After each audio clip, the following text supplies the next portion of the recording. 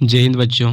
कैसे हैं आप सभी। उम्मीद करता हूँ आप सभी अच्छे होंगे, मस्त होंगे, शानदार होंगे, जानदार होंगे। तो बच्चों, आज की इस वीडियो में लोग भारतीय संविधान के मूल अधिकारों का वर्णन करेंगे। मूल अधिकार भारतीय संविधान के एक विभिन्न अंग है और मूल अधिकार हमारे जीवन के लिए भी काफ़ी आवश्यक है। तो आज हम लोग मूल अधिकारों को ही समझेंगे और इसको अच्छे तरीके से अध्ययन करेंगे। देखिए, जो मूल अधिकार है वो भारतीय संविधान के भाग 3 में वर्णन है बच्चों, जो कि संविधान के आर्टिकल 12 से लेकर के 35 तक इसका वर्णन है।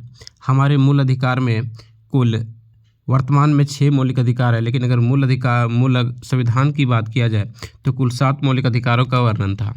44वां संविधान संशोधन 1978 के द्वारा संपत्ति के अधिकार को मौलिक अधिकार से हटा दिया गया और इसे संविधान के आर्टिकल 301 में एक कानूनी अधिकार के रूप में रख दिया गया। भारतीय संविधान में मौलिक अधिकार जो है यूएसए के संविधान से लिया गया है। कहाँ से लिया गया है बच्चों? तो कहोगे सर यूएसए के संविधान से लिया गया है। तो आज हम लोग मौलिक अधिकारों का विस्तार पूर्वक अध्ययन करने वाले हैं। देखिए, सबसे पहले मूल अधिकारों को नैसर्गिक अधिकार भी कहते हैं, क्योंकि ये जन्म के बाद मिल जाता है। यानी कोई भी भारतीय हो, जन्म लेने के पश्चात उसको कुल 6 प्रकार के मौलिक अधिकार मिल जाता है। मूल अधिकार को मैग्ना कार्टा भी कहते हैं। अगर आपसे पूछे कि किसे मैग्ना कार्टा कहा जाता है, तो यानी जो हमारे मौलिक अधिकार हैं जिसको मूल अधिकार कहते हैं, उसी को मैग्ना कार्टा भी कहते हैं। इसे यूएसए के संविधान से लिया गया है। मैग्ना कार्टा क्या है? यह अधिकारों का एक घोषणा पत्र है जिसे इंग्लैंड के राजा जॉन द्वारा 1215 ईस्वी में समानता के दबाव में जारी किया था। किसने जारी किया था बच्चों? तो कहोगे कि इंग्लैंड के राजा जॉन द्वारा। कब जारी किया गया था? तो 1215 ईस्वी में। किसके दबाव में आकर के जारी किया था? तो सामंतों के दबाव में। भारतीय संविधान का वर्णन संविधान के भाग 3 में है। जिस कारण से भारतीय संविधान के भाग 3 को क्या कहा जाता है? तो मैग्ना कार्टा कहा जाता है। अब से प्रश्न पूछेगा कि संविधान की किस भाग को मैग्ना कार्टा कहा जाता है? तो संविधान के भाग जो 3 है बच्चों, उसको मैग्ना कार्टा कहा जाता है। चलिए देखिए, मूल अधिकार का उल्लेख सर्वप्रथम फ्रांस के संविधान में किया गया था। अगर जो मौलिक अधिकार की हम लोग बात करेंगे तो इसका सबसे पहले जो वर्णन है तो जो उल्लेख है वो कहाँ पे किया गया था? तो जो फ्रांस के संविधान है बच्चों, वहाँ पे इसका वर्णन किया गया था। वैसे मूल अधिकारों का देश जो है इंग्लैंड को माना जाता है। कांग्रेस ने अपने 1931 ईस्वी में कराची अधिवेशन में, किस अधिवेशन में? कराची अधिवेशन में ब्रिटिश सरकार से मौलिक अधिकार की मांग की थी। यानी आपसे पूछे कि भारतीयों ने कब ब्रिटिश सरकार से मौलिक अधिकार की मांग किया? तो 1931 ईस्वी के कांग्रेस के कराची अधिवेशन में। इसका प्रारूप किसने तैयार किया था? तो पंडित जवाहरलाल नेहरू ने। चलिए, भारतीय संविधान द्वारा प्रदत्त मूल अधिकार देखिए यहाँ पे। तो हमने अभी जस्ट पहले बताया बच्चों कि जो मौलिक अधिकार है वो भारतीय संविधान के आर्टिकल 12 से लेकर के 35 तक है। तो सबसे पहले देखिए अनुच्छेद 12 में क्या कहा गया है? तो इस अनुच्छेद के तहत मौलिक अधिकार के द्वारा राज्य को परिभाषित किया गया है। यानी जो राज्य है उसको मौलिक अधिकार के द्वारा राज्य को परिभाषित किया गया आर्टिकल 12 में। मूल अधिकार जीवन जीने के लिए अत्यंत आवश्यक है। इन्हें न्यायसार्गिक अधिकार भी कहा जाता है। चलिए, आर्टिकल 13 में कहा गया है किसके अनुसार यदि कोई भी कानून मौलिक अधिकार का उल्लंघन या कम करता है तो अदालत ऐसे कानून को रद्द कर सकती है। मतलब कहने का अर्थ है बच्चों, समझिए, अगर सरकार ऐसी कोई कानून बनाती है जो भारतीयों को मौलिक अधिकार का हनन करे या तो मौलिक अधिकार को किसी प्रकार से नुकसान हो या तो उल्लंघन हो, तो जो अदालत होंगे, जो सुप्रीम कोर्ट होंगे, वो उस कानून को रद्द कर सकता है। मौलिक अधिकारों का संरक्षक किसे माना गया है? तो कहोगे सर सर्वोच्च न्यायालय। यानी कि जो सुप्रीम कोर्ट होता है उसको इसका संरक्षक माना गया है। अगर किसी प्रकार को तो किसी भी शख्स को लगे कि मेरा मौलिक अधिकार का उल्लंघन हुआ है तो आप लोग हाई कोर्ट नहीं, डायरेक्ट सुप्रीम कोर्ट में जाकर के केस कर सकते हैं। चलिए, सबसे इम्पोर्टेंट यहाँ से स्टार्ट होता है बच्चों। सबसे पहला जो हमारा मौलिक अधिकार है वो है समता या समानता का अधिकार।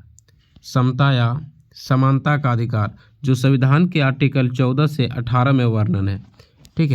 सबसे पहले हम लोग आर्टिकल 14 को देखेंगे।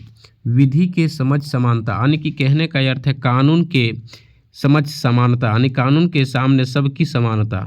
ठीक है, कानून के सामने सब समान है, यह नकारात्मक संदर्भ को बताता है। यह व्यवस्था ब्रिटेन से ली गई है। ठीक है बच्चों, हम लोग सिर्फ एक ही वर्ड पढ़ के रखे हैं कि जो मौलिक अधिकार है यह संयुक्त राज्य अमेरिका से लिया गया, लेकिन संविधान में जो मौलिक अधिकार है उसमें कई खंड है, उन सभी को अलग अलग देशों के संविधान से लिया गया है। ठीक है, जैसे अभी हमने देखा कि जो मौलिक अधिकार है संयुक्त राज्य अमेरिका से लिया गया, लेकिन यहाँ पे देखिए, ठीक है, जो विधि के समझ समानता है बच्चों, ये ब्रिटेन से ली गई। कहाँ से ली गई है? जबकि कानून के समान संरक्षण यह संयुक्त राज्य अमेरिका के संविधान से लिया गया है। ठीक है, कहाँ से लिया गया बच्चों? तो संयुक्त राज्य अमेरिका से लिया गया। यह सकारात्मक संदर्भ को बताता है, यानी विधि के समझ समानता जो है, ठीक है, यह नकारात्मक संदर्भ को बताता है, यह ब्रिटेन से लिया गया। जबकि विधियों के समान संरक्षण यह व्यवस्था अमेरिका से लिया गया, जो सकारात्मक संदर्भ को बताता है। चलिए, राष्ट्रपति तथा राज्यपाल पर दीवानी मुकदमा तथा गिरफ्तारी तब तक नहीं किया जा सकता है जब तक कि वे अपने पद पर हो। यानी कि कहने का अर्थ है बच्चों कि राज्यपाल या राष्ट्रपति को तब तक आप गिरफ्तार नहीं कर सकते, या तो तब तक उस पर कोई मुकदमा नहीं चला जा सकता है जब तक वे अपने पद पर हो। ठीक है, जैसे राष्ट्रपति को जो है पद से हटाने हैं, ठीक है, कि प्रक्रिया जो है महाभियोग के द्वारा हटाया जा सकता है। चलिए अगला है आर्टिकल 15। आर्टिकल 15 में कह रहा है बच्चों, ठीक है, कि जाति, धर्म, लिंग, मूल वंश अथवा जन्म स्थान के आधार पर सार्वजनिक स्थानों पर भेदभाव नहीं किया जाएगा। यानी कि भारत की किसी भी नागरिक को जाति के आधार पर, धर्म के आधार पर, लिंग के आधार पर, मूल वंश के आधार पर या फिर जन्म स्थान के आधार पर किसी भी सार्वजनिक स्थान जैसे विद्यालय वगैरह, तालाब वगैरह, ठीक है, इस पर आप लोग भेदभाव नहीं कर सकते, या तो फिर वहाँ पे प्रवेश करने से आप नहीं रोक सकते। ये हमारा संविधान 15 में अधिकार दिया है। संविधान के आर्टिकल 15 में इसका वर्णन है। ठीक है, यानी भारत के किसी भी व्यक्ति को जाति के आधार पर, धर्म के आधार पर, लिंग के आधार पर और मूल वंश या जन्म स्थान के आधार पर भेदभाव नहीं कर सकते हैं। आर्टिकल 16 देखिए, आर्टिकल 16, ठीक है, देखिए इसी में कुछ नोट है, थोड़ा देख लीजिए। अल्पसंख्यक की गणना धर्म के आधार पर किया जाता है। अल्पसंख्यक की गणना धर्म के आधार पर किया जाता है, ना कि जाति के आधार पर। जैसे हमारा भारत में अल्पसंख्यक कौन है? तो हमारे मुस्लिम भाई लोग अल्पसंख्यक है। ठीक है, मुस्लिम, जैन, बौद्ध, सिख, ईसाई आदि, ये सब क्या है? तो अल्पसंख्यक है। रिमार्क, आरक्षण की व्यवस्था जाति के आधार पर, लेकिन हम लोग को देखते हैं कि जो हमें आरक्षण प्राप्त होती है, जैसे ST, SC, OBC का जो आरक्षण प्राप्त है, ये धर्म के आधार पर आरक्षण प्राप्त नहीं है, क्योंकि हमारा जो देश है, हमारा जो संविधान है, वो धर्मनिरपेक्ष देश है। ठीक है, तो यहाँ पे धर्म के आधार पर नहीं, आरक्षण जो व्यवस्था की गई है वो जाति के आधार पर की गई है। आर्टिकल 16 कह रहा है बच्चों, आर्टिकल 16 में है लोक नियोजन। क्या है? लोक नियोजन। इसके अंतर्गत, ठीक है, अवसर की समानता। क्या है? अवसर की समानता, यानी कि सरकारी नौकरी में समानता, इनमें पिछड़े वर्ग के लिए कुछ आरक्षण की चर्चा है। यानी कहने का अर्थ है कि आर्टिकल 16 में कह रहा है कि लोक नियोजन, जब भी कोई नियोजन होगा, कोई भी सरकारी नौकरी होगा, तो उनमें बिना किसी भेदभाव को सभी को समान अवसर का दिया जाएगा। ठीक है, सिर्फ अपवाद जो आरक्षण प्राप्त है उसको छोड़ करके, जैसे ST, SC, OBC को कुछ आरक्षण है उसको छोड़ करके। ठीक है, आर्टिकल 17 सबसे इम्पोर्टेंट है बच्चों, इसमें अस्पृश्यता का अंत कर दिया। अस्पृश्यता का मतलब होता है छुआछूत। ठीक है, यानी भारत के किसी भी व्यक्ति के साथ आप छुआछूत नहीं कर सकते हैं, ये कानूनन अपराध है। तो आर्टिकल 17 के अंतर्गत क्या कर दिया है? अस्पृश्यता का अंत कर दिया गया। अगर आप किसी भी भारतीय के साथ जाति, धर्म, लिंग के आधार पर अस्पृश्यता करते हैं, यानी कि छुआछूत करते हैं, तो आपको कानूनी सजा दिया जाएगा। आर्टिकल 18, आर्टिकल 18 में है बच्चों उपाधियों का अंत। क्या है? उपाधियों का अंत। ठीक है, यानी संविधान के अनुच्छेद 18 में वर्णन है कि शिक्षा, सुरक्षा, भारत रत्न, पद्म विभूषण आदि उपाधि रख सकते हैं। ठीक है, लेकिन विदेशों से प्राप्त उपाधि के लिए राष्ट्रपति की अनुमति लेनी पड़ती है। यानी संविधान के आर्टिकल के अंदर उपाधियों का अंत कर दिया, किंतु शिक्षा, सुरक्षा, भारत रत्न, पद्म विभूषण आदि उपाधि आप रख सकते हैं। विदेशों से प्राप्त उपाधि रखने के लिए राष्ट्रपति की अनुमति लेनी पड़ती है, जैसे इंजीनियर, डॉक्टर, मेजर, कर्नल इत्यादि। आप लोग भारत रत्न देखते हैं कि भारत का सबसे बड़ा सम्मान है। ठीक है, भारत रत्न जो है भारत का सबसे बड़ा सम्मान है। ठीक है, एक संविधान के आर्टिकल किस में दिया जाता है, तो आर्टिकल 18 के तहत ही दिया जाता है। दूसरा है, देखो बच्चों, स्वतंत्रता का अधिकार। यानी दूसरा हमारा मौलिक अधिकार है स्वतंत्रता का अधिकार, जो कि आर्टिकल 19 से 22 तक वर्णन है। देखिए, भारतीय संविधान में जो है, ठीक है, हमें आर्टिकल 19 से 22 तक स्वतंत्रता का अधिकार दिया गया है। सबसे पहला आर्टिकल 19, इसे संविधान का रीढ़ कहा जाता है। यानी आपसे पूछे कि संविधान का रीढ़ संविधान के किस अनुच्छेद को कहा गया है, तो आर्टिकल जो 19 है बच्चों, उसको हम लोग संविधान का रीढ़ कहते हैं। इसमें क्या है देखिएगा थोड़ा,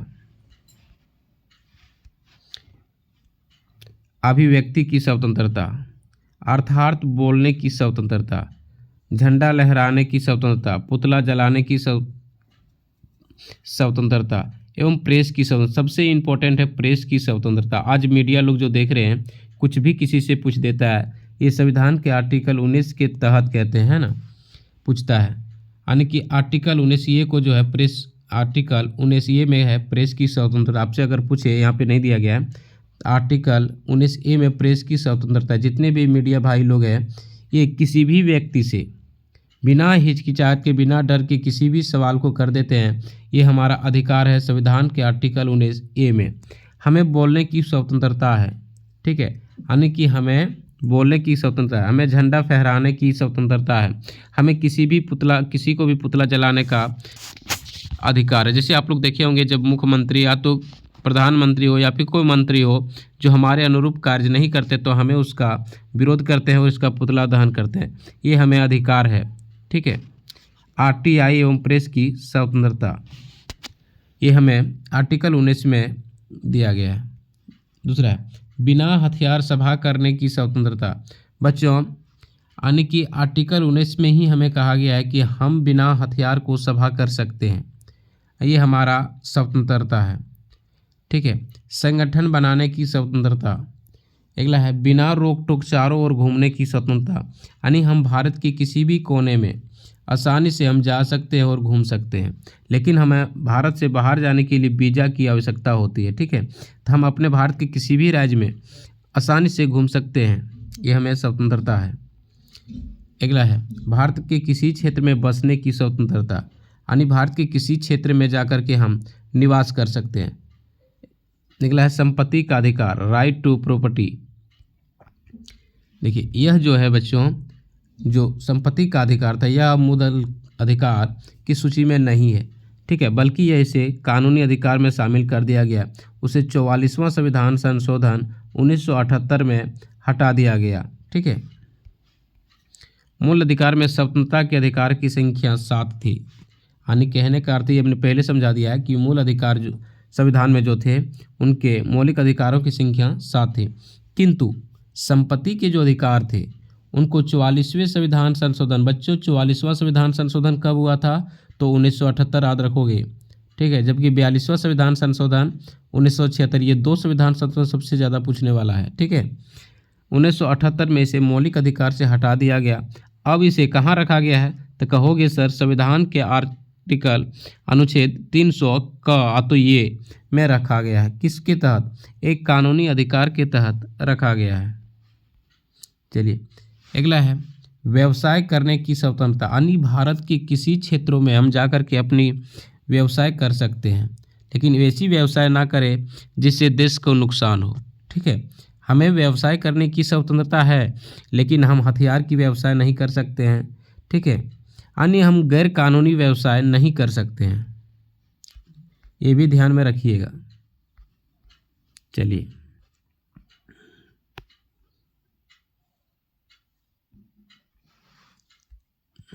नेक्स्ट है बच्चों आर्टिकल 20, आर्टिकल 20 में हमें 3 प्रकार की स्वतंत्रता दी गई है। सबसे पहला, एक गलती के लिए एक सज़ा होगा। दूसरा, सज़ा उस समय के कानून के आधार पर दी जाएगी, ना कि पहले या बाद के कानून के आधार पर। तीसरा है, सज़ा के बाद भी कैदी को संरक्षण दिया जाएगा। आप समझते हैं इसको हम लोग। यानी कि आर्टिकल 20 हमें 3 प्रकार की स्वतंत्रता दी गई है। कहने का, अगर हम एक गलती किए तो हमें एक ही सज़ा दिया जाएगा, ठीक है। और सज़ा जब हम लोगों ने कानून किया, अगर कोई व्यक्ति मान के लिए अभी गुनाह करता है, ठीक है, तो उसको जो सज़ा है तो अभी जो कानून है इसको अकॉर्डिंग दिया जाएगा, ना कि पहले के कानून और जो बाद के कानून बनाए जाएंगे उसके अकॉर्डिंग। जैसे मान के चलिए अभी कोई व्यक्ति किसी को मर्डर कर दिया, तो मर्डर में अभी प्रावधान मान के चलिए है कि उसको उम्र कैद की सज़ा होगी, ठीक है। अब मान के ऐसा कर दे कोई सरकार अभी आए और कह दे कि जो मर्डर करेगा उसको फांसी की सज़ा सुनाया जाएगा, ठीक है। या तो पहले ऐसा था कि जो मर्डर करेगा उसको 5 साल की सज़ा सुनाया जाता था, ठीक है। तो ये जो व्यक्ति अभी मर्डर किया उसको अभी के जो कानून है इसके अकॉर्डिंग सज़ा दिया जाएगा, ना कि जो बाद में बना और जो पहले था उसके अकॉर्डिंग दिया जाएगा, ठीक है। अगर ऐसा होता है तो हम लोग डायरेक्ट इसका सुप्रीम कोर्ट में केस कर सकते हैं, ठीक है।